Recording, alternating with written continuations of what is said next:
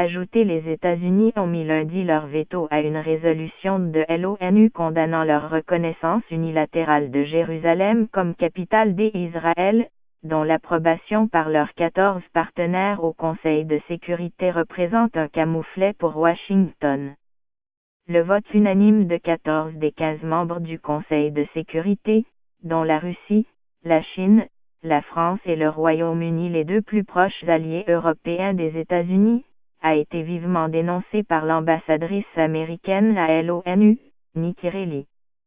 C'est une insulte et un camouflet que nous n'oublierons pas, a lancé la diplomate, le regard noir.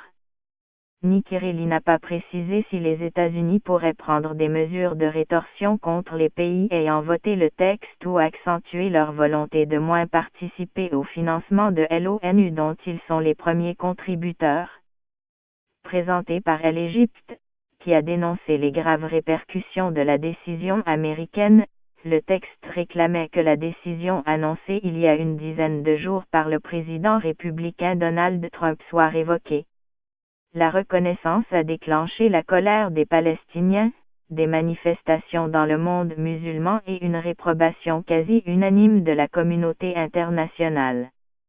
Le statut de Jérusalem doit être résolu par la négociation, soulignait le texte, évoquant de profonds regrets concernant les récentes décisions sur Jérusalem, sans toutefois mentionner les États-Unis. Il affirmait que toute décision ou action visant à altérer le caractère, le statut ou la composition démographique de Jérusalem n'a pas de force légale, est nulle et non avenue et devait être révoquée. Bougie. Le veto américain a été salué par Israël. Merci Madame l'ambassadrice Haley et Président Trump, vous avez allumé une bougie de vérité, dissipé les ténèbres, a réagi sur Twitter le Premier ministre israélien Benjamin Netanyahou. Pendant une semaine, la rédaction du texte a donné lieu à d'intenses négociations, parfois lors de réceptions ou au bar de l'ONU, entre la représentation diplomatique palestinienne, ayant rang d'observateur, et plusieurs pays arabes ou européens. L'objectif était vraiment d'avoir 14 votes pour face aux États-Unis, ont expliqué à l'AFP des diplomates. Pour cela, certaines ardeurs des Palestiniens à un premier texte plus fort et datant du 11 décembre, qui citait nommément les États-Unis, avaient dû être réfrénées.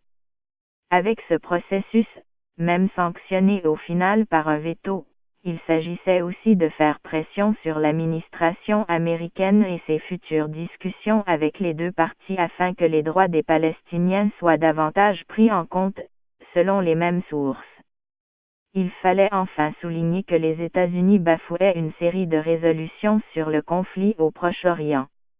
Avant le vote, Nikki Haley avait accusé les Nations Unies d'avoir fait obstacle à la recherche d'un accord de paix. L'ONU s'est placée entre les deux parties et a rejeté la faute sur les Israéliens. Israël a fait l'objet d'un parti pris aux Nations Unies, a insisté la diplomate en assurant que Washington continuait à chercher un accord de paix durable au Proche-Orient.